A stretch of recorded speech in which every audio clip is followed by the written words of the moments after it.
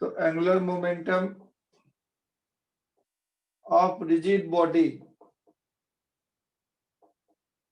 in rotational motion. Angular momentum of rigid body in rotational motion. In rotational motion. Rotational motion about fixed axis. कैसे निकालें? तो कोई body मान लीजिए rotate कर रहा है, फिक्स्ड एक्सिस के अबाउट रोटेशन होता है, तो उस समय एंगुलर मोमेंटम हम लोग को निकालना है।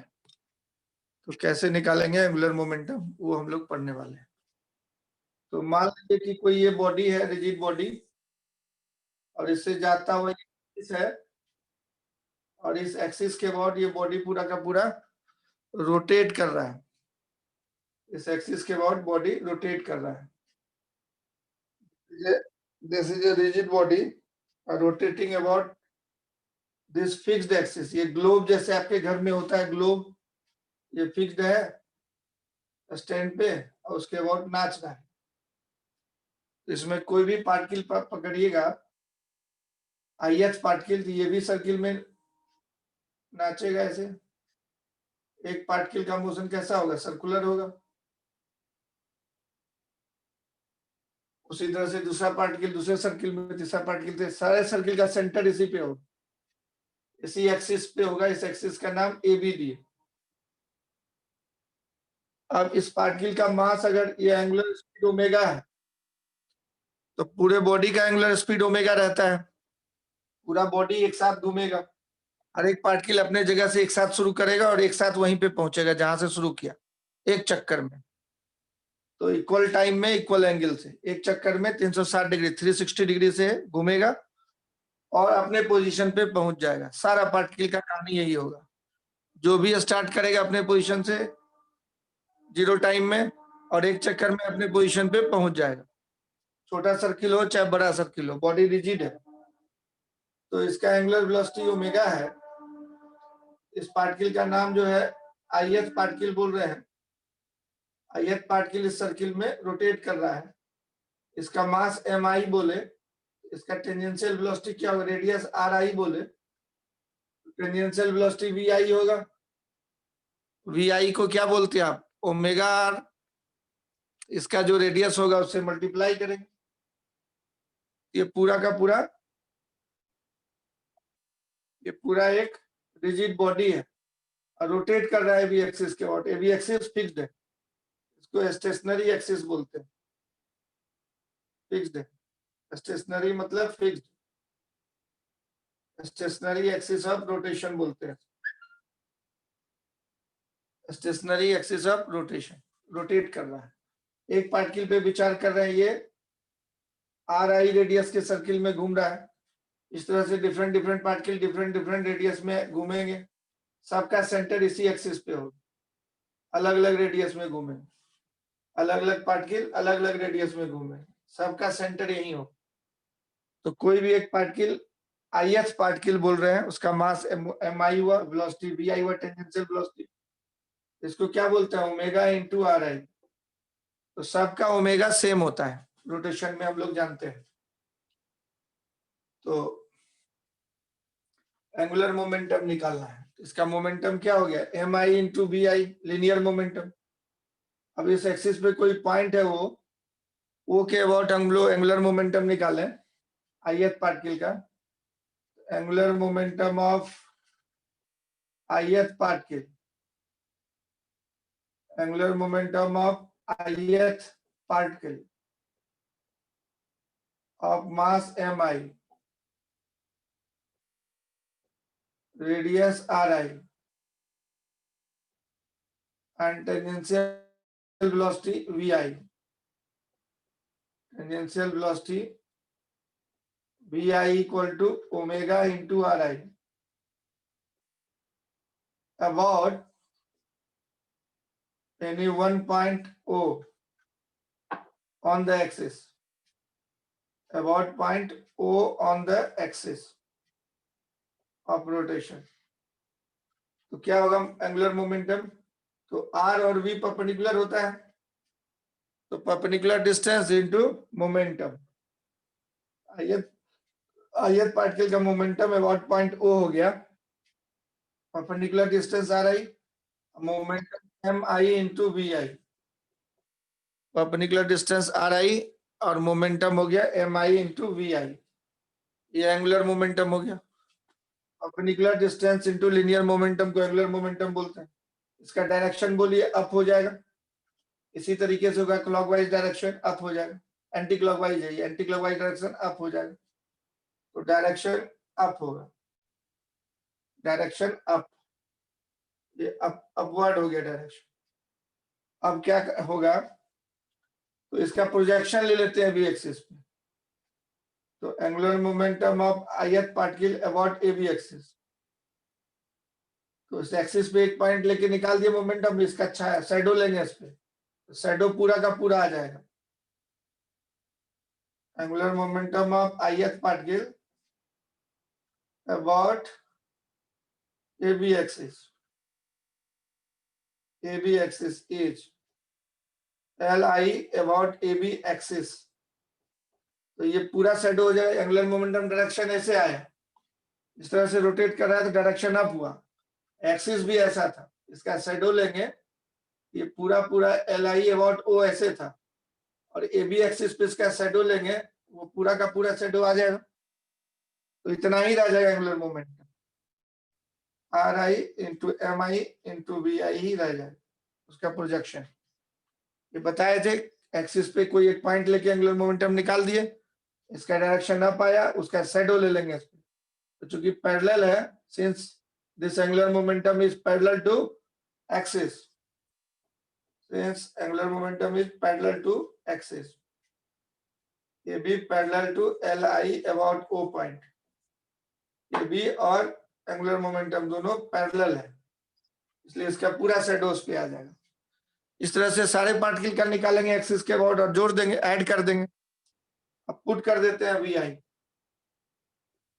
Put VI equal to omega into RI, angular momentum of ith particle about AB axis हो गया MI into RI square into omega, RI ये आ गया और RI पहले से था, अरेंज करके लिख दिए, पुट कीजिएगा तो RI MI omega into RI, arrange कर दीजिए इसको, MI एक जगह RI एक जगह, RI का स्क्वायर हो गया इंटू ओमेगा। अब total angular momentum about AB axis of rigid body, एक पार्टिकल का निकाल लेते, इसमें कितने पार्टिकल है, बहुत सारे, सारे पार्टिकल सर्कुलेट कर रहे हैं इस एक्सिस के अबाउट, तो जोड़ना पड़ेगा। About AB axis, AB axis क्या हो जाएगा, total angular momentum about AB axis of rotation, summation कर देंगे sigma MI RI square, omega सबके लिए कांस्टेंट है तो बाहर चला गया, अब सिग्मा MI RI स्क्वायर क्या हो जाता है, M1 R1 square plus M2 R2 square plus M3 R3 square, इसको moment of inertia about AB axis बोलते हैं, this is known as moment of inertia about AB axis, moment of inertia about AB axis, this is the moment of inertia about AB axis, तो I omega answer आ गया, answer क्या आ गया, I omega, this is the angular momentum of rotating body about a fixed axis, I क्या है, moment of inertia about AB axis, omega क्या है, एंगुलर वेलोसिटी। समझ में आया तो यस लिखिए, नहीं समझ में आया तो नो, फिर से बताना है कि ठीक है।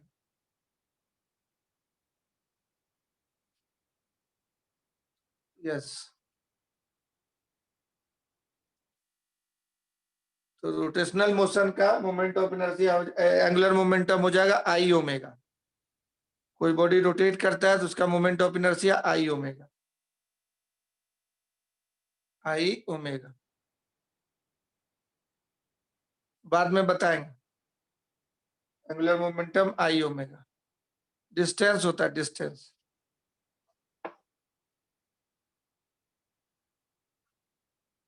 Angular momentum I omega.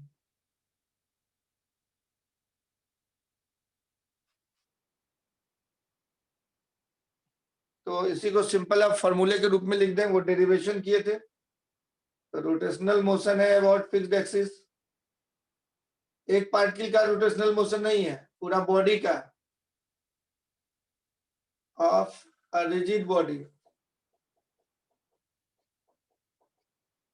About a fixed axis. क्या फॉर्मूला देखें, उस बॉडी का मोमेंट ऑफ इनर्शिया, जिस एक्सिस के अबाउट नाच रहा है उस एक्सिस के अबाउट। तो मान लीजिए कोई बॉडी है और इस एक्सिस के अबाउट रोटेट हो रहा है, बॉडी इस एक्सिस के अबाउट रोटेट हो रहा है, इस एक्सिस का नाम ए बी दे दिए। तो ए बी एक्सिस के अबाउट इस पूरे बॉडी का मोमेंट ऑफ इनर्शिया निकालें, इस बॉडी का moment of inertia A B axis के अबाउट निकालें। तो angular momentum about A B axis, तो moment of inertia about A B axis into angular velocity जितना है उससे मल्टीप्लाई कर दें। आई ए बी को क्या बोलते हैं, moment of inertia about A B axis, moment of inertia about A B axis.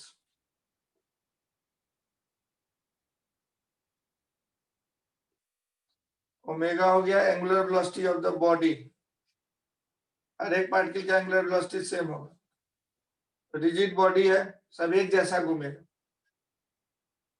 और एल ए बी हो गया angular momentum, angular momentum of the rigid body, angular momentum of the rigid body, ये हो गया angular momentum of the rigid body, angular momentum of the rigid body, angular momentum of the rigid body. Note कर लीजिए। तो कोई rigid body, एक पत्थर है, इस एक्सिस के अबाउट रोटेट कर रहा है, तो इस एक्सिस के अबाउट मोमेंट ऑफ इनर्शिया निकाल लेना, इनटू एंगुलर वेलोसिटी कर देना, एंगुलर मोमेंटम आ जाएगा।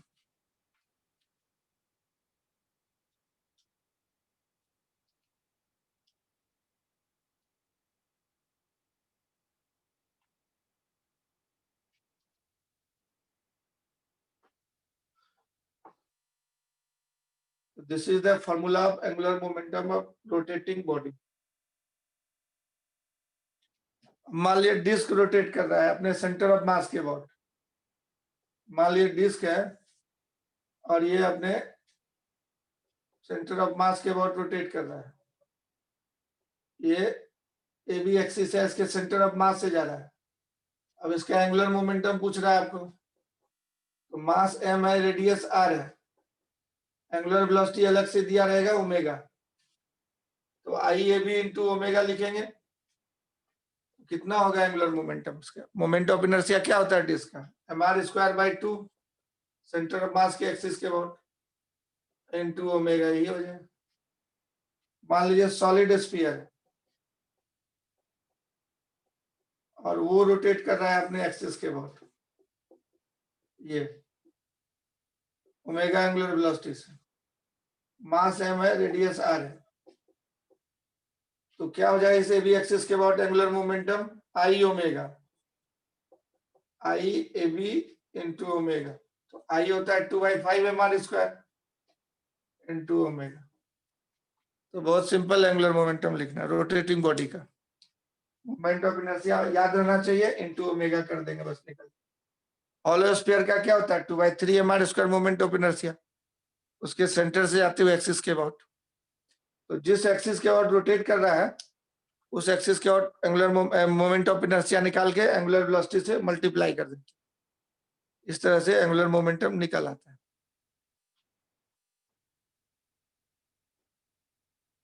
अब अगर रोटेशन और ट्रांसलेशन दोनों हो उसको रोलिंग मोशन बोलते हैं, उसमें कैसे निकालेंगे हम लोग, angular momentum of A rolling body,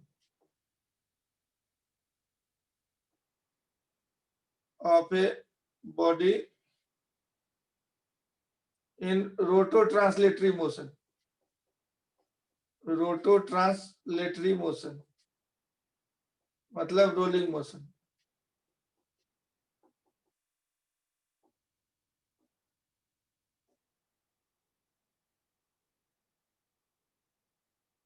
तो मान लीजिए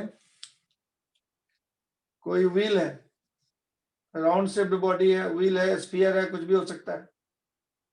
अब ये मान लीजिए इसका centre of mass VCM velocity से जा रहा है और ये रोटेट भी कर रहा है ओमेगा एंगुलर वेलोसिटी से। इसकी रेडियस r है और ये जमीन पे भाग रहा है। तो किसी टाइम t में ये तस्वीर है, मास इसका व्हील का m है। तो राउंड शेप्ड बॉडी कुछ भी हो सकता है। अब डिस्क होगा तो उसका मोमेंट ऑफ इनर्शिया क्या होगा? डिस्क का mr²/2 होता है इस एक्सिस के अबाउट, mr²/2 होता है ICM डिस्क का। स्फीयर का क्या होता है? 2/5 mr²। डिस्क हो चाहे सॉलिड सिलेंडर हो, दोनों का mr²/2 होता है ना। और स्फीयर का 2/5 mr², सॉलिड स्फीयर का ये होता है सॉलिड स्फीयर का सेंटर ऑफ मास के अबाउट जाता हुआ एक्सिस। रिंग का जो है सिर्फ mr² होता है, रिंग हो चाहे हॉलो सिलेंडर हो, इसका हॉलो सिलेंडर का mr², 1 × mr² होता है। हॉलो स्फीयर रहे तो 2/3 mr² होता है। ये मोमेंट ऑफ इनर्शिया देखिए, किसी इसका रिंग का 1 है, 1 से ज्यादा किसी का भी नहीं, mr² के आगे में 1 से ज्यादा कोई भी नहीं। तो ये किसका होता है? 2/3 mr², हॉलो स्फीयर का। इसको जनरल सबको लिखना है एक साथ। मान लीजिए ये रिंग हो सकता है, डिस्क हो सकता है, solid sphere, hollow sphere, solid cylinder, hollow cylinder, कुछ भी हो सकता है। तो हम ऐसा लिखेंगे मोमेंट ऑफ इनर्शिया को, लैम्डा mr²। क्या लिखेंगे? Lambda mr²। तो लैम्डा क्या हो जाएगा? हाफ हो जाएगा डिस्क के लिए या सॉलिड सिलेंडर के लिए। सॉलिड स्फीयर के 2/5 हो जाएगा, रिंग के लिए 1 हो जाएगा, लैम्डा 1 mr² है। mr² को छोड़ के जो बचा उसके आगे में वो लैम्डा नाम दे दिया हम जनरल। तब अलग अलग शेप के लिए अलग अलग आएगा। पूछेंगे डिस्क के लिए लैम्डा कितना होगा, तो हाफ, सॉलिड स्फीयर के लिए कितना, 2/5, रिंग के लिए कितना, 1, हॉलो स्फीयर के लिए कितना, 2/3। तो लैम्डा mr² लिख देते हैं, जनरल हो जाएगा। चलिए यहाँ पे जमीन पे आप खड़े हैं, कोई पॉइंट O है, ऐसे जाता हुआ एक्सिस के प्लेन के परपेंडिकुलर है, उसी के अबाउट एंगुलर मोमेंटम निकालना है। तो यहाँ पे खड़े होके देखिए तो ये बॉडी भागता हुआ और नाचता हुआ दोनों दिखेगा। तो angular momentum of a body about any point on the earth inertial frame के about equal to angular momentum of the body about its center of mass plus angular momentum of center of mass with respect to earth। Body और अर्थ के बीच में centre of मास घुसा दिए, तो body relative to centre of mass, centre of mass relative to Earth. तो ये क्या कहता है आपको? एंगुलर मोमेंटम बॉडी का देखिए सेंटर ऑफ मास पे बैठ के, जब से ये भाग रहा था सेंटर ऑफ मास यहाँ पे बैठ जाएगा तो सेंटर ऑफ मास रेस्ट में दिखेगा आपको। इसका मतलब हो जाएगा कि सेंटर ऑफ मास रेस्ट में हो गया। रेस्ट में होने का मतलब ये इसमें से जाता हुआ एक फिक्स्ड एक्सिस डाल दीजिए, जैसे वो भाग नहीं रहा तो खाली नाचते हुए दिखेगा। तो सेंटर ऑफ मास पे बैठ के देखेंगे तो ये बॉडी व्हील जो है ओनली रोटेट करता हुआ दिखेगा। और दूसरा वाला जो पार्ट था वो बोल रहा है सिर्फ सेंटर ऑफ मास को देखिए जमीन से। तो जैसे अर्जुन मछली की आंख को देखता था, पूरा मछली को नहीं, उसी तरह से ये कह रहा है कि सिर्फ सेंटर ऑफ मास को देखिए, यहाँ पे खड़े होकर तो सिर्फ सेंटर ऑफ मास को देखिएगा तो एक पार्टिकल की तरह दिखेगा और वो VCM वेलोसिटी से भाग रहा है। और आपको एंगुलर मोमेंटम निकालना था, ये दूरी है यहाँ से यहाँ तक का r, तो r दूरी से एंगुलर मोमेंटम निकालना था, ये दूरी हो जाएगी r। तो इसका मतलब ये हो जाएगा सीन, इन दोनों को ऐड करना है हम लोग, ये टोटल मिल जाएगा। समझ पा रहे हैं बात को? ये कह रहा है कि पूरे बॉडी का एंगुलर मोमेंटम देखिए, इसको क्या बोलते हैं, रिलेटिव मोशन में पढ़ाया, बोलने के लिए सिखाए थे, angular momentum of the body as seen from centre of mass. और ये angular momentum of centre of mass as seen from earth. तो सेंटर ऑफ मास में बैठ जाइएगा। अब रोड पे खड़े हैं, आपका दोस्त साइकिल चला रहा है, तो रोड पे खड़े हैं तो आपको दोनों मोशन दिखेगा, साइकिल का चक्का ऐसे घूमता हुआ और आगे बढ़ता हुआ भी दिखेगा।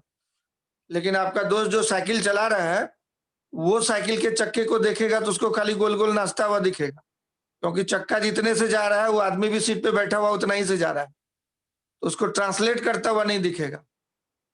कार में बैठे हुए आदमी को कार चलता हुआ नहीं दिखता है, रेस्ट में दिखता है। तो उसी तरह साइकिल के सीट पे बैठा हुआ जो आपका फ्रेंड है वो उससे पूछेगा कि साइकिल का चक्का क्या हो रहा है, तो वो बोलेगा खाली गोल गोल घूम रहा है। अब जितने से वो जा रहा था चक्का उतने से तो वो भी जा रहा है, सीट पे बैठा हुआ है, तो इसलिए उसको ट्रांसलेशन नहीं दिखेगा। या एक्सेल पे खड़े होके देखिएगा तो चक्का खाली गोल गोल घूमता नजर आएगा। तो ये as seen by your friend, और ये है एज सीन बाय यू, आप जमीन पे खड़े हैं, तो आप दोनों मोशन देखिएगा। आपको लगेगा भाग भी रहा है साइकिल चक्का और नाच भी रहा है, लेकिन आपका फ्रेंड जो साइकिल के सेंटर ऑफ मास पे बैठा हुआ है, एक्सेल पे बैठा रहे चाहे सीट पे बैठा रहे, तो एक्सेल से ही रॉड लगा के सीट तक ले जाता है, तो उस पर आप बैठे हैं तो वो रेस्ट में दिखेगा, साइकिल का चक्का खाली गोल गोल घूमता हुआ दिखेगा, रोटेशन में दिखेगा, उसको बोलते हैं रोटेशनल मोशन होगी। और ये हो गया ट्रांसलेशनल, ये जमीन के रिस्पेक्ट में ओ पॉइंट था उसे आप देख रहे थे, ये ट्रांसलेशनल। तो रोटेशन प्लस ट्रांसलेशन दोनों को लिख दीजिएगा तो total angular momentum as seen from earth आ जाएगा। तब आप इसको क्या लिखिएगा, तो रोटेशन का क्या होता है, इस एक्सिस के बाद ये सेंटर ऑफ मास वाला एक्सिस था, तो ICM into omega, ICM into omega. Direction देखिए, चक्का इस तरह से नाच रहा है तो इस तरह का हो जाएगा। अब दोनों का डायरेक्शन सेम है तो ऐड करेंगे, उल्टा होगा तो घटाएंगे। अब ये क्या होगा, perpendicular distance R into M BCM, तो ये भी इधर ही हो जाएगा, तो plus R into M BCM. M BCM क्या हो गया, momentum, moment of linear momentum is angular momentum. एक पार्टिकल का निकालने के लिए कल बताए थे, इसके लाइन को पीछे बढ़ा देते हैं और इस पे परपेंडिकुलर डाल दिए, ये परपेंडिकुलर डिस्टेंस आर हो गया, आर इंटू एम बीसीएम हो जाए इसी डायरेक्शन, ये भी इसी डायरेक्शन में हो गया, ये भी इसी डायरेक्शन में हो गया, तो दोनों ऐड हो गया। This is the complete angular momentum of the rolling body system, मतलब रोटेशन वाला एंगुलर मोमेंटम प्लस ट्रांसलेशन वाला एंगुलर मोमेंटम लिख देना। समझ में आए तो बोलिए यस, नहीं समझ में आए तो बोलिए नो।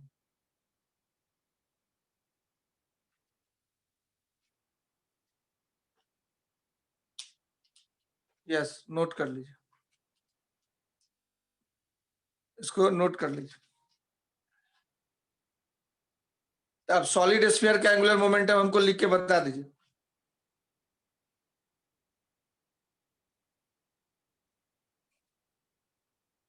जैसे क्वेश्चन हम आपको देते हैं, इसको मिटा रहे हैं, नोट कर लीजिए, इसको मिटा रहे हैं।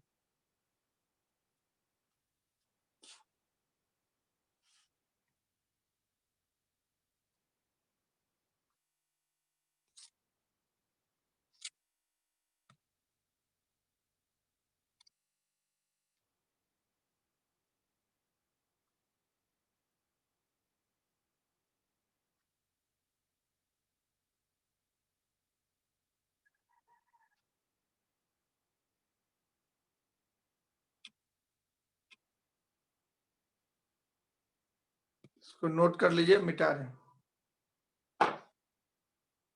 अब जैसे दो स्लिप के कंडीशन में angular momentum of the round shift body, question एक दे रहे हैं, find the angular momentum of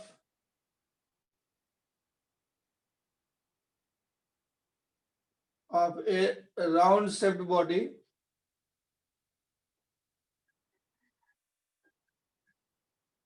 in rolling motion,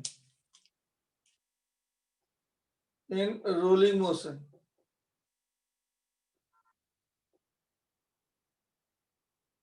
on a horizontal road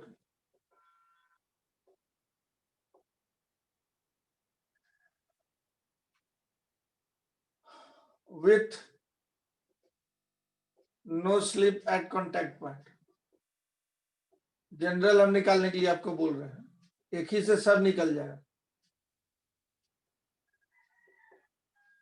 तो एक ही से रिंग का भी निकल जाएगा, हॉलो स्फीयर का भी निकल जाएगा, डिस्क का भी निकल जाएगा, सॉलिड स्फीयर का, सॉलिड सिलेंडर का भी निकल जाएगा, हॉलो स्फीयर सॉलिड स्फीयर का भी निकल जाएगा। मतलब एक गोली में 6 शिकार करेंगे। इस तरह का राउंड शेप बॉडी बना दिया। और ये जो है दिया हुआ क्वेश्चन में कि वीसीएम से भाग रहा है, सेंटर ऑफ मास का वेलोसिटी, टोटल मास m है, रेडियस r है, ओमेगा एंगुलर वेलोसिटी से नाच रहा है, ओमेगा एंगुलर वेलोसिटी से नाच रहा है। तो इसका हम लोग को एंगुलर मोमेंटम निकालना है, ओ पॉइंट के बाद, ओ से जाते हुए एक्सिस के बाद, है ना। तो एल ओ निकालना है आपको, क्या होगा ये, इसका वैल्यू निकालिए, क्या होगा निकालिए तो जल्दी से, कितना होगा। अभी हम लिखवाए थे, उसी में वैल्यू डाल देना, तो नोट कीजिए। और अलग अलग निकालना है। Find the values if the round shaped body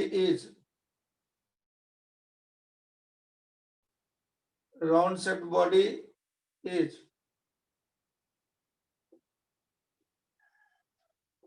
number पहला रिंग, दूसरा हॉलो सिलेंडर,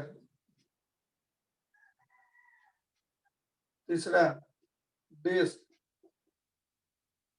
चौथा सॉलिड सिलेंडर, पांचवा हॉलो स्फीयर। और इसको अरेंज कीजिए, किसका ज्यादा किसका कम हो। छठा सॉलिड स्फीयर। 6 का एंगुलर मोमेंटम आपको निकालना है। इसी में आगे क्वेश्चन है, ये फर्स्ट पार्ट हुआ और ये सेकंड पार्ट हुआ। तो जल्दी से बना के दिखाइए मेरे को। तो ये पार्ट ए हुआ और ये पार्ट बी हुआ, 2 पार्ट में क्वेश्चन है। तो जल्दी कैलकुलेट करिए अपने से, तो फटाफट कितना आता है एंगुलर मोमेंटम, जो निकालिए जल्दी से।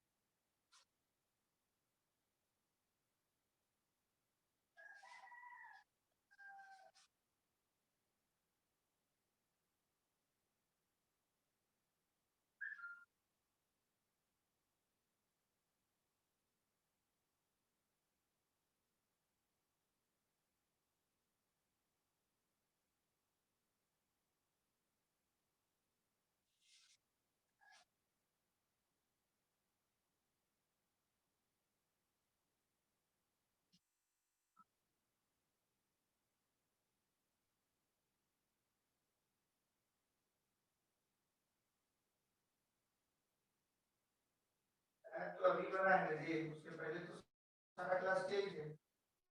जब से ऐप बना है तब से कुछ रिकॉर्डिंग कर रहे, वो भी सारा रिकॉर्डिंग नहीं करते, तो छूटता है, किसी बच्चे का बोलता है तो कर देते हैं। तो अभी ऑप्टिक्स का रिफ्लेक्शन से सब डला हुआ है, सारा वीडियो कहाँ से लाएंगे।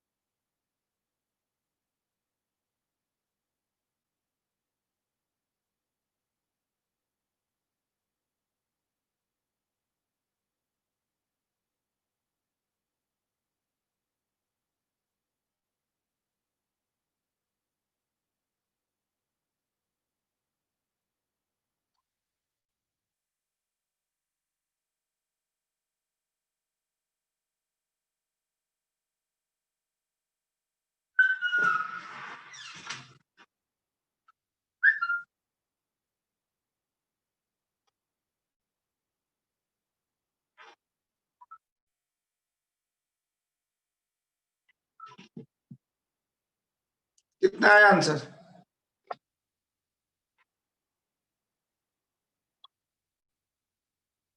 To MBR, 2 MBR, 3 MBR/2। तो जनरल निकाल लेते हैं, वो पॉइंट के वॉट निकालेंगे। तो पहले ट्रांसलेशन और रोटेशन दोनों का। तो सेंटर ऑफ मास पे बैठ के देखेंगे तो ये खाली नाचता हुआ दिखेगा, कैसे? तो ऐसे। और अब सेंटर ऑफ मास को देखेंगे तो उसका MBCM हो गया और परपेंडिकुलर डिस्टेंस R हो गया, ऐसे दिखेगा। और नो स्लिप के लिए क्या कंडीशन होता है? तो ट्रांसलेशन हो रहा है VCM से, नाच रहा था तो ओमेगा R इधर होगा। ये बहुत बार बता चुके हैं, नो स्लिप के लिए इसका वेलोसिटी और इसका वेलोसिटी दोनों सेम होना चाहिए, रोड का पॉइंट और व्हील का पॉइंट। रोड का पॉइंट का वेलोसिटी 0 होता है और व्हील का पॉइंट का velocity VCM minus omega R हुआ। तो ओमेगा का वैल्यू हो जाएगा VCM/R, ऐसा होगा। ओमेगा का वैल्यू VCM/R हो जाएगा। ये फॉर नो स्लिप का कंडीशन हो गया, और नो स्लिप का कंडीशन हो। तो ICM को हम लोग बोल देंगे लेमडा MR²। ICM को क्या पुट कर दिए? General lambda MR², lambda MR²। और ओमेगा को पुट कर दिए VCM/R प्लस RMBCM। तो एक R कट जाएगा, ये हो गया लेमडा प्लस 1 इंटू MR/VCM। ये हो गया जनरल नो स्लिप के लिए। ये VCM/R ओमेगा कब डाले? जब नो स्लिप था तब डाले ये। तो ये कोई भी राउंड शेप्ड बॉडी का जनरल फॉर्मूला हो गया for no slip. Round shaped body का जनरल फॉर्मूला हो गया for no slip, lambda plus 1 into MR/VCM। अब रिंग के लिए क्या होता है मोमेंट ऑफ इनर्शिया? लेमडा हो जाता है 1। रिंग के लिए ICM को हम लिखे लेमडा MR²। रिंग का सेंटर ऑफ मास के वोट क्या पड़ता है? MR²। तो लेमडा की जगह 1 है, तो 1 यहाँ डाल देगा तो 1 + 1 2 हो जाएगा। तो रिंग के लिए हो जाएगा, पुट कर देगा लेमडा 1, एंगुलर मोमेंटम हो जाएगा 2MR/VCM। समझ में आया? अब हॉलो सिलेंडर के लिए भी लेमडा 1 होता है, इसके लिए भी यही फॉर्मूला होता है MR²। इसके लिए भी लेमडा 1 पुट कर देंगे तो हॉलो सिलेंडर का भी उतना ही हो जाएगा, दोनों का सेम हो जाएगा। डिस्क का क्या फॉर्मूला होता है? ये रिंग की बात हम किए। अब डिस्क का करते हैं थर्ड वाला। तो डिस्क का जानते हैं सेंटर ऑफ मास के अबाउट हाफ MR² होता है, तो डिस्क के लिए लेमडा हाफ हो जाएगा। तो इसी में लेमडा का वैल्यू हाफ पुट कर देंगे डिस्क के लिए, तो 3/2 RMBCM हो जाएगा। डिस्क के लिए कितना हो जाएगा? लेमडा हाफ पुट कर दो, आ जाएगा डिस्क के लिए। सॉलिड सिलेंडर के लिए भी यही फॉर्मूला होता है, तो इसके लिए भी लेमडा हाफ हो जाएगा। अब हॉलो स्फीयर के लिए अब देखते हैं। तो हॉलो स्फीयर के लिए ICM होता है 2/3 MR²। तो लेमडा हो जाएगा 2/3, यहाँ 2/3 डाल देंगे तो 5/3 हो जाएगा। 2/3 + 1 5/3। तो इसके लिए हॉलो स्फीयर के लिए लेमडा 2/3 डाल देना है। सॉलिड स्फीयर के लिए कितना होता है? 2/5 MR²। सॉलिड स्फीयर के लिए तो लेमडा की जगह पे 2/5 हो जाएगा सॉलिड स्फीयर के लिए। तो ये सबके लिए एक ही फॉर्मूला हम ला दिए। इस 6 का 6 सब निकल जाएगा इसी से। सबका अपना अपना लेमडा डाल दीजिए। रिंग और हॉलो के लिए 1 डाल दीजिएगा, तो लेमडा ज्यादा होगा तो एंगुलर मोमेंटम ज्यादा होगा। सबसे ज्यादा लेमडा 1 है किसका? रिंग का और हॉलो सिलेंडर का, तो उसका एंगुलर मोमेंटम सबसे ज्यादा हो जाएगा। सबसे कम लेमडा है सॉलिड स्फीयर का, सबसे कम 0.4 है। हॉलो स्फीयर का 2/3 0.66 है। सॉलिड स्फीयर का 0.5 है, सॉलिड सिलेंडर का 0.5 है, डिस्क का 0.5 है। तो सबसे कम हुआ, सबसे कम एंगुलर मोमेंटम किसका हो जाएगा? सॉलिड स्फीयर का, सॉलिड स्फीयर का। और इससे ज्यादा कौन होगा? 0.5 वाला। ये 0.4 था, ये 2/5 तो 0.4 था। और ये सॉलिड सिलेंडर का 0.5 है, तो डिस्क का होगा या सॉलिड सिलेंडर का, डिस्क का या सॉलिड सिलेंडर का सेम होता है। फिर 0.66 वाला हॉलो हॉलो स्फीयर का, तो हॉलो स्फीयर का इससे ज्यादा होगा। और फिर लास्ट में रिंग का या हॉलो सिलेंडर का सबसे ज्यादा होगा, क्योंकि लैम्डा सबसे ज्यादा उसी का है, हॉलो रिंग का या हॉलो सिलेंडर का सेम होता है लैम्डा। तो मोमेंट ऑफ इनर्शिया अगर तुमको याद है तो अपना जान जाएगा इसमें, रिंग के लिए lambda 1 lambda I equal to lambda M R square रख दी। सबका फॉर्मूला हम लोग को पता है और लैम्डा सबके लिए मालूम हो गया। 1 हो गया रिंग के लिए, हॉलो सिलेंडर के लिए 1, डिस्क के लिए हाफ लग जाता है, आगे में एम आर स्क्वायर के बगल में हाफ रहता है डिस्क में या हॉलो सिलेंडर में, सॉलिड सिलेंडर में। हॉलो स्फीयर में 2/3 होता है, सॉलिड स्फीयर में 2/5 होता है।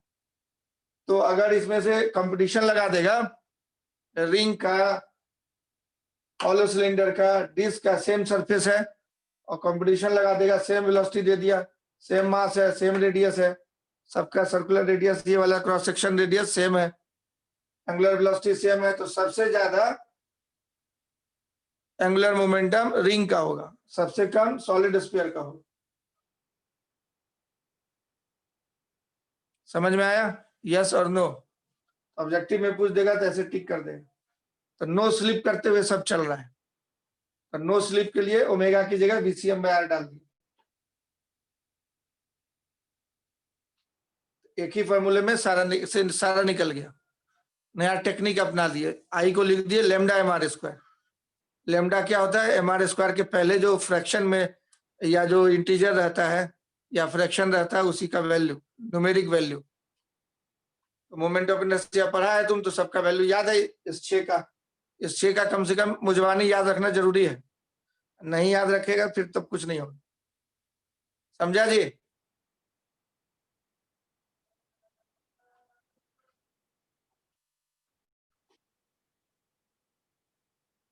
यस। तो एंगुलर मोमेंटम रोलिंग बॉडी का निकालने सीख गया, एंगुलर मोमेंटम रोलिंग बॉडी का निकालने सीख गया। अब देखो टॉर्क और एंगुलर मोमेंटम में रिश्ता होता है, relation between torque and angular momentum.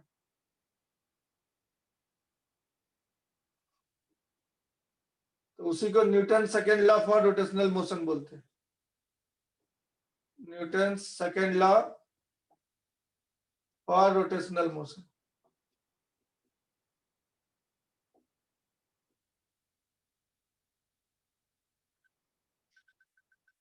तो क्या होता है? Net external total internal torque जोड़ करके 0 होता है।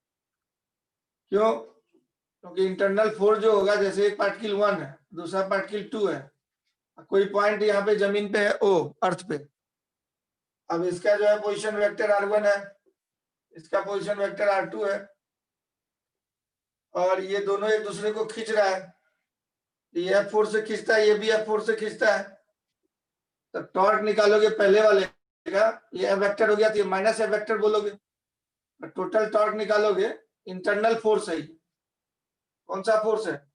इंटरनल फोर्स का टोटल टॉर्क अबाउट ओ निकालेगा, R1 क्रॉस F बोलेगा plus R2 cross minus F बोलेगा। तो ये हो गया R1 minus R2 cross F।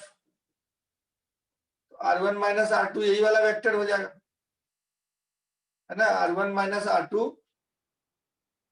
तो ये हो गया R12, R1 minus R2, R12 vector हो गया, position vector of 1 relative to 2, इधर से इधर की तरफ R12 वही हो गया। अब R भी उधर ही है, फोर्स भी उधर ही है, तो टॉर्क क्या हो जाएगा? टॉर्क 0 हो जाएगा, जिधर फोर्स R और F के बीच का एंगल 0 हो गया, तो दो पैरेलल वेक्टर का क्रॉस प्रोडक्ट 0 होता है। तो सारे इंटरनल फोर्सेस के चलते हमेशा टॉर्क 0 होगा, ठीक है? सारे इंटरनल फोर्सेस के चलते क्या होता है? टॉर्क 0 होता है। तो जो भी टॉर्क होगा एक्सटर्नल फोर्स के चलते होगा। अगर बाहर से फोर्स लगा रहे हो तुम F1 F2, तब उसके चलते टॉर्क होगा। तो ये बात हम लोग जानते हैं कि इंटरनल फोर्स के चलते टॉर्क 0 होता है। सारे इंटरनल फोर्सेस के चलते टॉर्क किसी पॉइंट O के अबाउट जो अर्थ पे है 0 होगा। उसका प्रूफ यहाँ पे दिया है। तो ये कहता है net the time rate of change of angular momentum, time rate of change of angular momentum, time rate of change of angular momentum, time rate of change of angular momentum is proportional to net external torque. Net external torque acting on the body. Acting on the body. तो net external torque को बोलते हैं dl by dt। जैसे force को बोलता था dp by dt। एक second में कितना लीनियर मोमेंटम चेंज किया वो एक्सटर्नल फोर्स पे डिपेंड करता था। तो वही एक्सटर्नल टॉर्क प्रोपोर्शनलिटी कांस्टेंट 1 ले लेते हैं, some constant into dl by dt by experiment proportionality constant is 1। ये न्यूटन सेकंड लॉ कहलाता है। तो नेट एक्सटर्नल टॉर्क जो है rate of change of angular momentum होगा।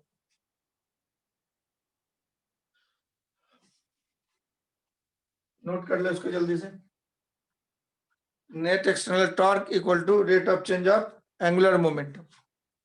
जैसे न्यूटन्स लॉ ट्रांसलेटरी मोशन में था उसी का एनालोगस हो गया। उसी तरह से रोटेटरी मोशन इंटरनल फोर्स लग भी रहा है तो उसका टॉर्क हमेशा टोटल जोड़ेंगे तो 0 है।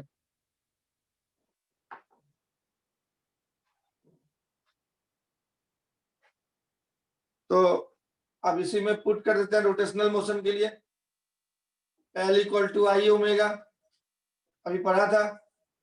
तो नेट एक्सटर्नल टॉर्क हो गया D by D T of I omega. जैसे वहां एम भी पुट करता था यहाँ आई ओमेगा पुट किए। अब इसमें दो केस हो सकता है, मोमेंट ऑफ इनर्शिया अगर बदल रहा है और ओमेगा भी बदल रहा है तो दोनों को बारी बारी से हम लोग डिफरेंशिएट करेंगे। तो d omega by D T हो जाएगा, और अगर आई चेंज हो रहा है तो d I by D t into omega हो ऐसा। तो d omega by D t को हम लोग अल्फा बोलते थे, एंगुलर एक्सेलरेशन। अगर एंगुलर वेलोसिटी चेंज हो रहा है तो एंगुलर एक्सेलरेशन होगा। और d I by D t को rate of change of moment of inertia, rate of change of moment of inertia, moment of inertia of body. अगर moment of inertia change कर रहा है तो एक्सटर्नल टॉर्क इक्वल टू हो गया तुम्हारा आई alpha plus D I by D t into omega. अब इसमें स्पेशल केस हम लोग ज्यादातर पढ़ते हैं मोमेंट ऑफ इनर्शिया कांस्टेंट वाला। जब मोमेंट ऑफ इनर्शिया चेंज कर रहा है तो ये पूरा फॉर्मूला लगेगा, और अगर मोमेंट ऑफ इनर्शिया कांस्टेंट है तब D I by D T 0 हो जाए। If I equal to constant then constant का डिफरेंशिएशन 0 हो जाए, और तब ये फॉर्मूला बन जाएगा external torque equal to I alpha. तो जहां जहां कांस्टेंट मोमेंट ऑफ इनर्शिया वाला केस पड़ेगा ये लॉ बदल के ऐसा बन जाएगा। मतलब मोमेंट इनर्शिया अगर दो बॉडी का सेम है और टॉर्क जो है तुम ज्यादा लगाएगा तो ज्यादा एंगुलर एक्सेलरेशन होगा। अगर मोमेंट ऑफ इनर्शिया अलग अलग है, सेम टॉर्क लगाएगा तो जिसका मोमेंट ऑफ इनर्शिया ज्यादा होगा उसमें सेम एक्सेलरेशन पैदा करने के लिए ज्यादा टॉर्क लगाना पड़ेगा एंगुलर एक्सेलरेशन पैदा करने के लिए। तो ये फॉर्मूला ज्यादातर हम लोग यूज करते हैं, और ये कॉम्पिटिटिव क्वेश्चंस में यूज किया जाता है जब मोमेंट ऑफ इनर्शिया चेंज करवा दे। कैसे मोमेंट ऑफ इनर्शिया चेंज करवाएंगे किसी बॉडी का? तो दो बॉडी मिला देते हैं। जैसे मान लो कि ये रॉड ऐसे यहाँ पे फिक्स कर दिए, कील ठोक दी, तो इसके बाद moment of inertia ml square by 12 तुम जानता है, इससे जाता हुआ कील के बाद एक्सिस के बाद। अब ऊपर से एक जो है मक्खी गिर गया, अब गिरा और चल पड़ा। जितना इस रॉड का मास है उतना ही मास का मक्खी है। मक्खी यहाँ पे गिरा उतना ही मास का, और इधर चल पड़ा, गिरा और कुछ वेलोसिटी चल पड़ा, तो इसका दूरी बदलते जाएगा वो मक्खी का। एक पार्टिकल की तरह ट्रीट करेंगे। तो पहले रॉड का मोमेंट ऑफ इनर्शिया प्लस इस मक्खी का मोमेंट ऑफ इनर्शिया, ये आगे बढ़ते जा रहा है तो इसका दूरी बढ़ता चला जाएगा, mr² एक्स्ट्रा जुड़ता जाएगा, तो पूरे सिस्टम का मोमेंट ऑफ इनर्शिया चेंज करेगा, पूरे सिस्टम का मोमेंट ऑफ इनर्शिया चेंज करेगा। तो ये फॉर्मूला लगाना पड़ेगा। यहां से एक चीज और देखा तुम, एक चीज और देखा कि भाई अगर मान लो एंगुलर एक्सेलरेशन नहीं है, तुमसे दूसरा स्पेशल केस पूछ सकता है ऑब्जेक्टिव क्वेश्चन, या तुमसे कॉमन सेंस में कोई बातचीत करते हुए पूछ सकता है कि मान लो कि एंगुलर एक्सेलरेशन नहीं है, लेट अल्फा इज 0, तो टॉर्क लगेगा कि नहीं लगेगा? तो तुम्हारे दिमाग में बैठा टॉर्क लगता है तब एंगुलर एक्सेलरेशन होता है। तो कांस्टेंट वेलोसिटी टॉर्क, ऐसा हो सकता है कि टॉर्क 0 नहीं हो? तो हो सकता है, ये टॉर्क का वैल्यू तो ये भी होगा, अल्फा 0 होगा, आई 0 हो जाए चाहे अल्फा 0 हो जाए। एक्सटर्नल टॉर्क तब तुम्हारा हो जाएगा di/dt into omega. Omega constant हो सकता है, अल्फा 0 का मतलब ओमेगा कांस्टेंट हो गया, ओमेगा कांस्टेंट हो गया, फिर भी टॉर्क 0 नहीं है, but torque is not 0, I is variable. ये कब संभव है? जब आई वेरिएबल हो। तो टॉर्क 0 नहीं है तो कोई जरूरी नहीं है कि टॉर्क 0 नहीं है तो हमेशा एंगुलर एक्सेलरेशन ही है, कांस्टेंट ओमेगा भी हो सकता है, आई अगर बदल रहा है तो टॉर्क लगाने से हमेशा एंगुलर एक्सेलरेशन पैदा होगा, ये कोई जरूरी नहीं है। अगर मोमेंट ऑफ इनर्शिया चेंज कर रहा है तो टॉर्क 0 नहीं होगा, ओमेगा का वैल्यू कांस्टेंट है, ये पूरा 0 के बराबर नहीं आएगा। तो इस केस को भी याद रखना कि ऐसा भी हो सकता है कि टॉर्क 0 नॉन 0 हो लेकिन एंगुलर एक्सेलरेशन नहीं हो, तो वो केस यही केस होगा जब मोमेंट ऑफ इनर्शिया चेंज करें। ये दोनों केस को ध्यान से दिमाग में रखेगा, नोट कर लो। समझ पाया जो बोले सो?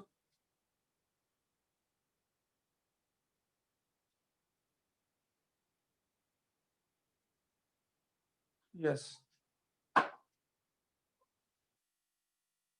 जैसे तुमसे हम पूछे कि एक्सेलरेशन ए नहीं है, एक्सेलरेशन ए 0 है, मतलब वेलोसिटी कांस्टेंट है, तो क्या नेट फोर्स 0 होगा? तो कोई जरूरी नहीं है। एफ इक्वल टू, हम लोग क्या बोलते थे, dp/dt, एफ को जो पढ़ा था न्यूटन लॉ में, d/dt of mv,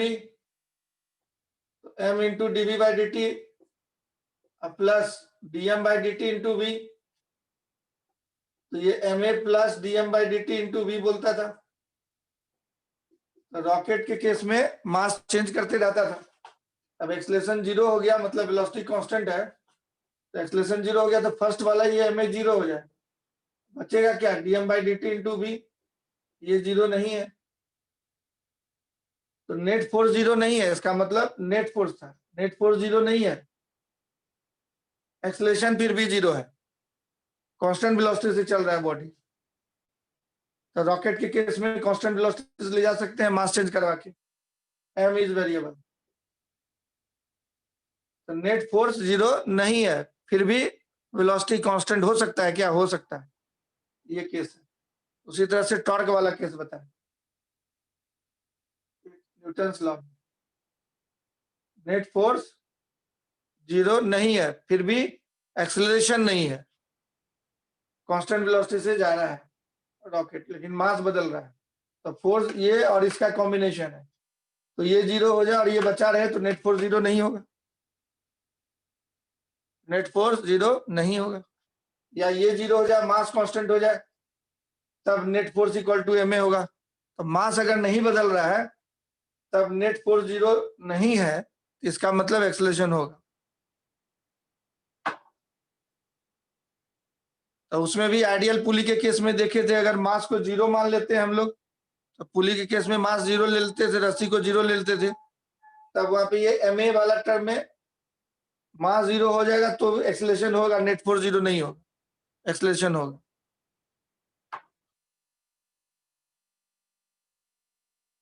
net force नहीं भी रहे तो भी एक्सेलरेट कर सकता है जब मास 0 मान लेते, तो पुली को आइडियल मान के करते थे तो वहां देखे थे कि नेट फोर्स 0 आ जाता था और फिर भी एक्सेलरेशन होता था। इस तरह का क्वेश्चन में बनाया था तुम ऐसे, यहाँ एक ब्लॉक लगाए थे और इधर खींच रहे थे F4 से, तो यहाँ टेंशन आ जाता था TT, यहाँ भी टेंशन आ जाता था TT, तो पुली का एक्सेलरेशन आता था हम लोग का वैल्यू, ये तो कुछ जीरो नहीं आता था। लेकिन इस पुली पे देखो नेट फोर्स जीरो है, F और 2T दोनों इक्वल है, क्योंकि न्यूटन्स लॉ लिखेगा F minus 2T equal to mass of pulley into acceleration of pulley. Acceleration of pulley zero नहीं था, लेकिन मास पुली का जीरो मान लिया था, ये नेट फोर्स कहलाता है। नेट फोर्स जीरो आ गया, नेट फोर्स जीरो आ गया था, फिर भी पुली का एक्सेलरेशन था। एक्चुअली यहाँ पे मास बदल नहीं रहा है, लेकिन मास जीरो है, तो नेट फोर्स का ये फॉर्मूला होता है। तो दो तरीके से नेट फोर्स जीरो हो सकता है, या तो मास जीरो मान लो या एक्सेलरेशन जीरो हो जाए। एक्सेलरेशन जीरो नहीं है, मास जीरो हो गया तो नेट फोर्स जीरो हो जाएगा ना। तो पुली के केस में हम लोग आइडियल पुली के केस में उसको जीरो मान लेते थे मास, इसलिए ये केस एग्जिस्ट करता था, नेट फोर्स जीरो है फिर भी एक्सेलरेट कर रहा था, तो मास जीरो मान लिए थे इसीलिए।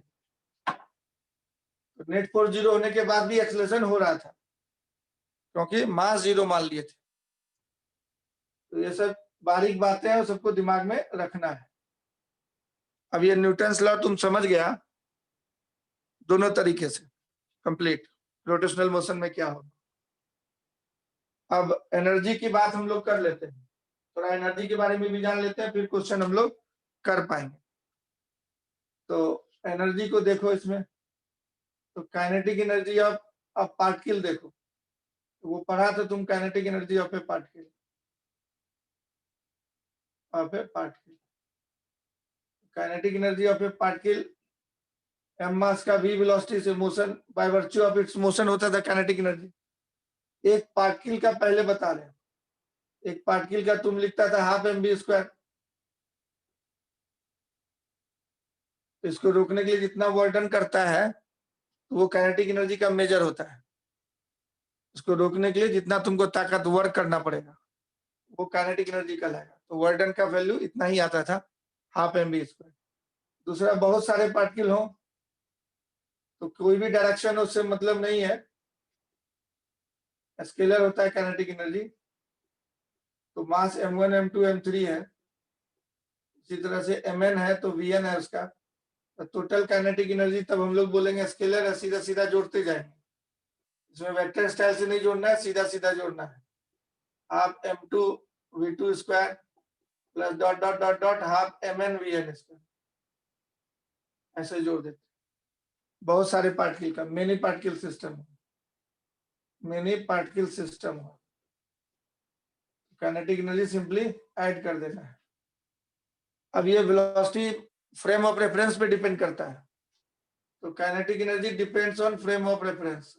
अगर तुम्हारा जहाँ जमीन पे हम ये लोग ये सब लिखे हैं, हम लोग फिक्स फ्रेम में बैठे हैं और उसके रेस्पेक्ट में लिखे हैं, तो kinetic energy depends on frame of reference, frame of reference, क्योंकि इसमें वेलोसिटी टर्म इन्वॉल्व है, वेलोसिटी फ्रेम ऑफ रेफरेंस पे डिपेंड करेगा। एक कार चल रही है, जमीन पे खड़ा होकर देख रहा है, उसमें बैठ जाता है तो जीरो दिखने लगता है, तो जो बैठा हुआ आदमी वो बोलेगा काइनेटिक एनर्जी जीरो है कार का, तो फ्रेम ऑफ रेफरेंस पे डिपेंड करेगा। अब देखो, for a rigid body, kinetic energy of a rigid body in translatory motion, of a rigid body in translatory motion.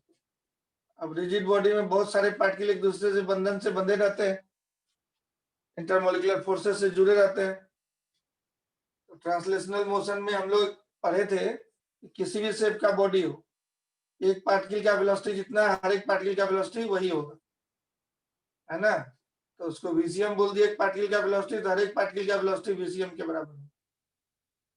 तो काइनेटिक एनर्जी लिखोगे ग्राउंड से बैठ करके ट्रांसलेशनल मोशन में, तो ये होगा half m1 VCM square plus half m2 VCM square, जितने एक्चुअल में इसमें पार्टिकल्स हैं dot dot dot dot half mn VCM square. अब वीसीएम स्क्वायर तुम्हारा कॉमन आ जाएगा, हाफ भी कॉमन होके बाहर हो गया, m1 m2 plus dot dot mn into VCM square हो जाएगा। इसको क्या बोलते हैं? Total mass of the body, जिसको सेंटर ऑफ मास पे रख देते हैं। Total mass of the body, एक पॉइंट इमेजिन करते हैं बॉडी के अंदर में, उसको सेंटर ऑफ मास का नाम देते हैं। ये हो गया half capital M into VCM. समझो कि एक पार्टिकल बना दिया इसको, पूरे बॉडी को सेंटर ऑफ मास से रिप्लेस कर दिए, तो kinetic energy half m VCM square हो गया। ये सब है seen from fix frame, inertial frame, seen from earth रखे हैं जो रेस्ट में है, उसके रिस्पेक्ट में half m VCM square. Translational motion को बोलेंगे हाफ एम वीसीएम स्क्वायर। जैसे एक रॉड भाग रहा है, जैसे एग्जांपल के तौर पे एक रॉड ट्रांसलेट कर रहा है, मान लो ट्रांसलेटरी मोशन हो रहा है, लिखा हुआ है यहाँ ट्रांसलेटरी मोशन हो रहा है। अब इसका काइनेटिक एनर्जी निकाली, तो ट्रांसलेटरी मोशन का मतलब तुम समझता है कि मुड़ना नहीं चाहिए, हमेशा ऐसे ही सीधे जाएगा, किसी दूसरे टाइम पे ऐसे रहे। तो खैर हम लोग को इसी टाइम पे लिखना है, रोटेशनल मोशन नहीं है इसमें। तो काइनेटिक एनर्जी ट्रांसलेटरी मोशन में ग्राउंड से लिखेगा half total mass m into VCM square, खाली हो जाएगा बस, जैसे एक पार्टिकल का होता था वैसे हाफ m वीसीएम स्क्वायर हो जाएगा। ट्रांसलेट कर रहा है, पत्थर हो रॉड हो, ट्रांसलेट कर रहा है तो kinetic energy half m VCM square. अब kinetic energy of a rigid body in rotational motion, of a rigid body in rotational motion, अगर रोटेट कर रहा है बॉडी तब काइनेटिक एनर्जी कैसे निकालें? Rotational motion, rotational motion about a fixed axis होता है, स्टेशनरी एक्सिस, किसी एक्सिस के अबाउट रोटेशन होता है बॉडी का। तो सिर्फ रोटेट कर रहा है बॉडी अगर, तो मान लो कि ये पूरा बॉडी है और ये यहां से जाता हुआ एक कील है और इसी के अबाउट ये रोटेट कर रहा है, रोटेशनल स्पीड दिया रहेगा, मान लो किसी टाइम पे omega angular velocity, linear omega angular velocity से ये रोटेट कर रहा है। तो एक पार्टिकल पकड़ लेते हैं और ये भी सर्किल में नाचेगा, इसका रेडियस आर आई हो गया, मास एम आई हो गया, टेंजेंशियल वेलोसिटी वी आई हो जाएगा, रेडियस आर आई हो गया। तो एक पार्टिकल का क्या लिखेगा? Half M I V I square. अब वी आई का वैल्यू पुट कर देगा ओमेगा आर आई, तो काइनेटिक एनर्जी एक कण का हो जाएगा half M I R I square into omega square. तो पूरे बॉडी का निकालना है इसी एक्सिस के अबाउट, तो ओमेगा सेम रहता है, तो sigma M I R I square हो जाएगा moment of inertia, omega constant है बाहर चला जाएगा, ये बन जाएगा half I omega square. Proof हो गया। तो बॉडी रोटेट कर रहा था, रोटेशन में था, बॉडी इन रोटेशन, तो रोटेशनल काइनेटिक एनर्जी को बोलते हैं half I omega square, translational को half m VCM square, rotational को हाफ आई ओमेगा। आई किसके अबाउट? जिस एक्सिस के अबाउट नाच रहा है उस एक्सिस के अबाउट मोमेंट ऑफ इनर्शिया लेना जरूरी है। डिस्टेंस कहां से मेजर किया? इसी एक्सिस से परपेंडिकुलर डिस्टेंस। तो जिस एक्सिस के अबाउट नाच रहा है उस एक्सिस के अबाउट मोमेंट ऑफ इनर्शिया लेंगे। नोट कर लो, समझ पा रहा है? जिस एक्सिस के अबाउट रोटेट कर रहा है उस एक्सिस के अबाउट मोमेंट ऑफ इनर्शिया लेंगे।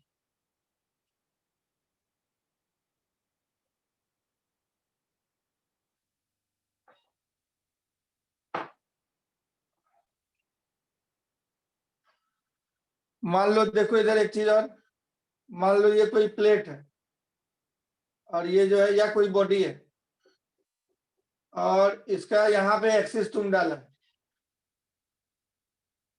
ये एक्सिस है, ये भी एक्सिस, और इसका सेंटर ऑफ मास कहीं यहाँ है, ये सेंटर ऑफ मास वाला एक्सिस है, ये नाच रहा था इस एक्सिस के अबाउट बॉडी, इस एक्सिस के अबाउट बॉडी रोटेट कर रहा है। तो इन दोनों सेंटर ऑफ मास और इस एक्सिस के बीच का परपेंडिकुलर डिस्टेंस मान लो d है, ये सेंटर ऑफ मास वाला एक्सिस है, लेकिन बॉडी रोटेट कर रहा है ए बी एक्सिस के अबाउट, ये भी एक्सिस के अबाउट रोटेट कर रहा है, तो तुम काइनेटिक एनर्जी बॉडी का क्या लिखेगा? Body about A B axis क्या लिखेगा? तो half into I A B into omega square. अब आई ए बी को तुम आईसीएम वाला फॉर्मूला से पैरेलल एक्सिस थ्योरम से ट्रांसफर कर सकते हो। तो पैरेलल एक्सिस थ्योरम से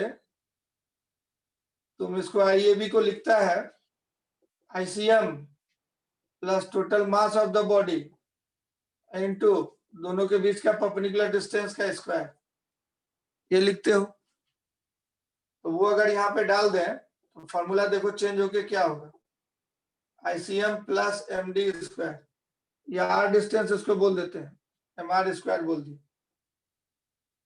तो एम आर स्क्वायर रेडियस नहीं है, वो परपेंडिकुलर डिस्टेंस है दोनों के बीच, इनटू ओमेगा स्क्वायर, अलग अलग खोल दो, half ICM into omega square plus half M omega R का होल स्क्वायर। तो ओमेगा आर क्या हो जाएगा? तो ये बॉडी नाच रहा था पूरा ओमेगा एंगुलर वेलोसिटी से, तो ये omega R centre of mass के अबाउट जो है ये वेलोसिटी हो जाएगा बॉडी का, ऐसे नाच रहा था। तो ये ओमेगा जो है v equal to omega R, यहाँ पे बोलेंगे ओमेगा से नाच रहा था, सेंटर ऑफ मास के अबाउट स्पीड का है, सेंटर ऑफ मास के अबाउट स्पीड का है। तो ये सेंटर ऑफ मास के अबाउट स्पीड का है। ये काइनेटिक एनर्जी हो गया अब द, ये सेंटर ऑफ मास एक्सिस के अबाउट हो गया kinetic energy about cm plus half into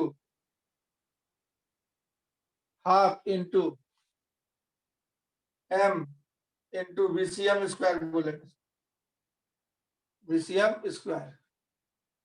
ये VCM इधर नहीं, इधर दिखाओ, सेंटर ऑफ मास का दिखाओ। इस एक्सिस के अबाउट नाच रहा था ना बॉडी, इस एक्सिस के अबाउट नाच रहा है, सेंटर ऑफ मास ऐसे नाचेगा, उल्टा लिखा है। तो ऐसे नाचेगा तो इसका वेलोसिटी क्या लिखोगे? ओमेगा इंटू आर, इसी को VCM बोलोगे, है कि नहीं? तो हाफ एम VCM स्क्वायर। तो इसको बोल सकते हो kinetic energy of body about earth, ऐसे लिख सकते हो, body as seen from earth, मतलब ये फिक्स्ड एक्सिस था, फिक्स्ड एक्सिस को अर्थ की तरह माने, equal to kinetic energy of the body, centre of mass में बैठ के देखेंगे तो क्या होगा, kinetic energy of the body about centre of mass plus centre of mass about earth. तो centre of mass about earth ये पहले लिखा हुआ है हम लोग का, अब plus kinetic energy of the body about centre of mass as seen from centre of मास।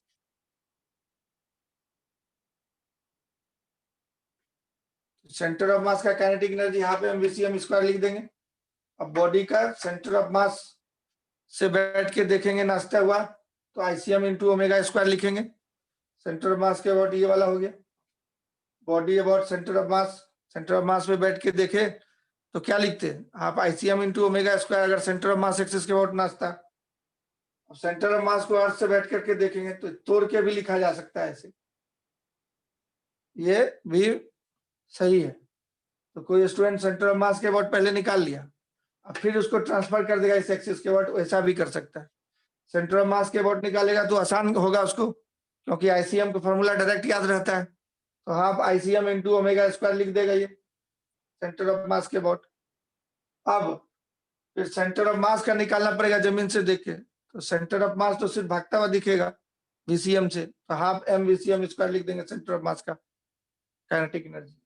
तो ऐसे दो पार्ट में, लेकिन आसान यही होता है, इसी तरीके से लिखो जिस एक्सिस के अबाउट, तोड़ के भी लिख सकते हो जरूरत पड़े तो,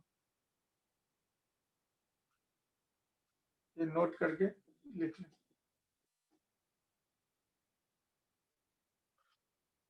कोई स्टूडेंट इसके बाद निकाल लिया?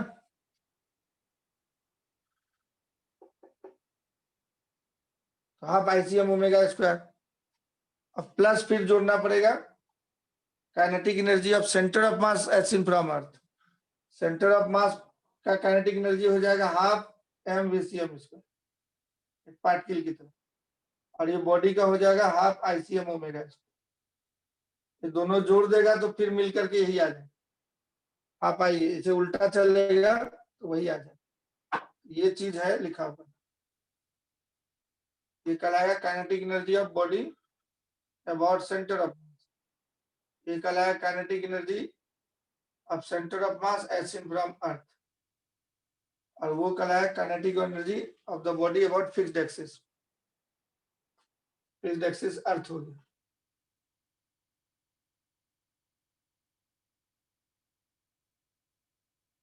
कभी कभी ये प्रूव करने के लिए आता है, इसलिए एक बार बता दिया तुमको। तो काइनेटिक एनर्जी भी लिखने के लिए तुम समझ गए कैसे लिखे। तो जरा से एक काइनेटिक एनर्जी लिख के दिखा दो हमको।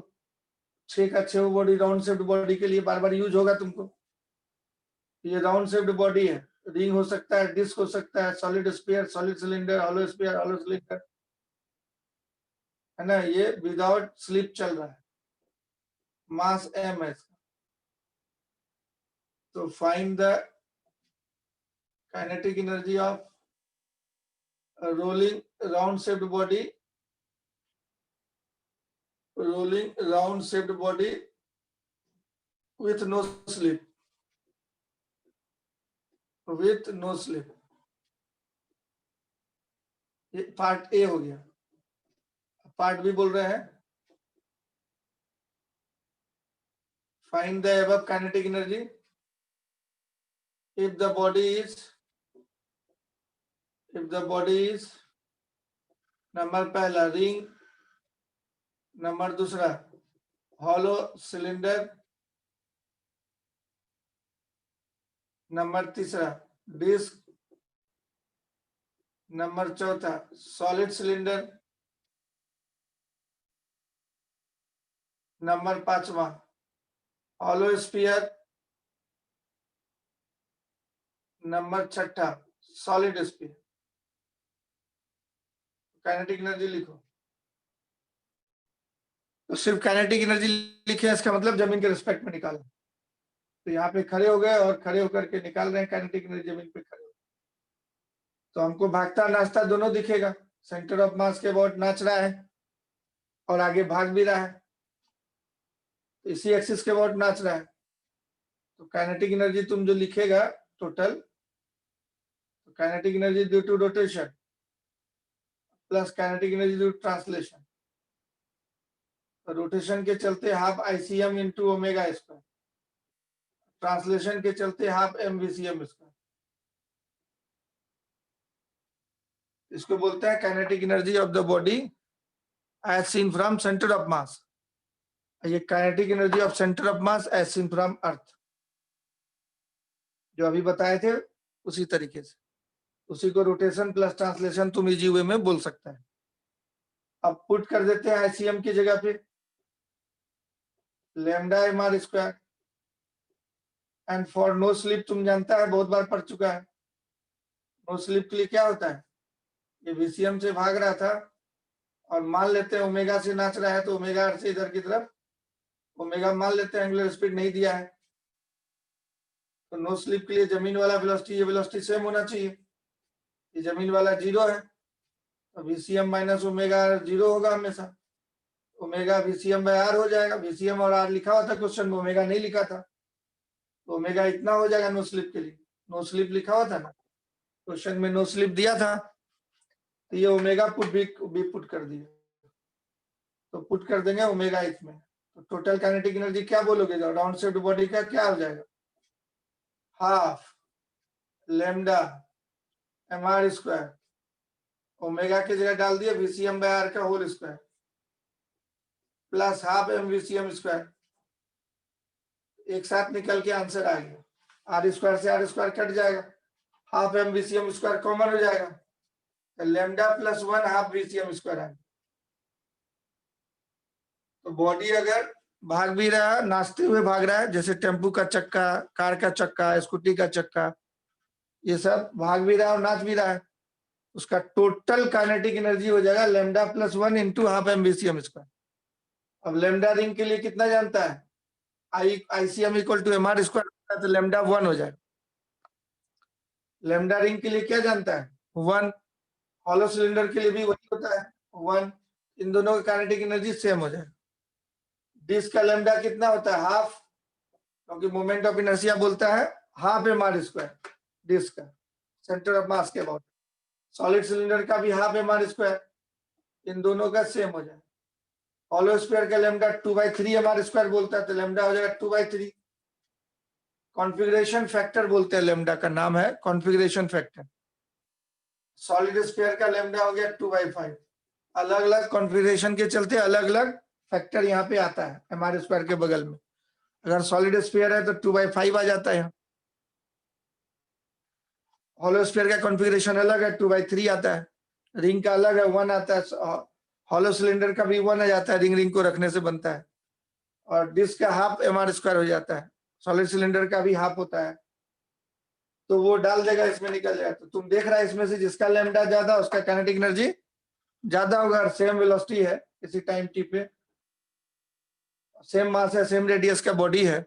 एक सॉलिड सिलेंडर, एक हॉलो सिलेंडर, एक रिंग, सबको कंपटीशन लगा दिया, सबका वेलोसिटी सेम दे दिया, मास सेम दे दिया, रेडियस सेम दे दिया, तो क्या होगा? काइनेटिक एनर्जी किसका ज्यादा होगा? जिसका लेमडा ज्यादा होगा। सबसे ज्यादा लेमडा किसका है इसमें फोटो में? यहाँ पे रिंग का या हॉलो सिलेंडर का, इसका सबसे ज्यादा काइनेटिक। हॉलो सॉलिड स्फीयर का सबसे कम लेमडा है, तो काइनेटिक एनर्जी उसका सबसे कम होगा। तो सबसे पहले सबसे कम होगा सॉलिड स्फीयर, उसके बाद डिस्क या सॉलिड सिलेंडर, उसके बाद हॉलो स्फीयर, उसके बाद रिंग। ये सबसे लो 1 में होगा, लो 1। इससे फिर ज्यादा हुआ इसका लो 2, फिर इसका हुआ लो 3, और ये हो गया हाई। ये हाई हो गया, है कि नहीं? तो हाईएस्ट में बोलेंगे ये H1 हो गया, सबसे ज्यादा हाई ये हुआ। उसके बाद ये हुआ, उसके बाद नहीं, उसके बाद ये वाला था ना, हॉलो वाला 6.66 आता है। उसके बाद इसका होगा, फिर ये फोर्थ वाला में हाई की बात करें तो हाईएस्ट काइनेटिक एनर्जी हो जाएगा, सेम वेलोसिटी दे देंगे तो इसका रिंग का या हॉलो सिलेंडर का लेमडा सबसे ज्यादा होता है। उसके अकॉर्डिंगली यहाँ पे लिखा हुआ है। रिंग के बाद हॉलो स्फीयर, उसके बाद डिस्क सॉलिड सिलेंडर, उसके बाद सॉलिड स्फीयर। सॉलिड स्फीयर का 0.4 आ रहा है, इसका 0.5 आ रहा है डिस्क का। हाफ मतलब 0.5, 2/5 मतलब 0.4, 2/3 मतलब 0.66। समझ गया होगा? तो ये फॉर्मूला तुम याद रखो, ये काम का चीज है, डायरेक्ट याद रखो, क्योंकि बार बार ऐसे निकालना पड़ेगा। Rotation plus translation, solid sphere पे खाली क्वेश्चन दे देगा, तो ये जोड़ना पड़ेगा तुमको, तो इसमें टाइम लगेगा, इसमें टाइम लगेगा। सबका वैल्यू डालेगा 2/5 mr², फिर VCM की जगह ओमेगा/r, ओमेगा की जगह VCM/r, ये डालेगा, सब जोड़ेगा, टाइम लगेगा। और डायरेक्ट ये याद रखे, खाली लेमडा पुट कर देगा, तुरंत आ जाएगा तुम्हारा। इसलिए रेडीमेड हम निकाल दिए तुम्हारे लिए। समझ में आ रहा है? यस और नो?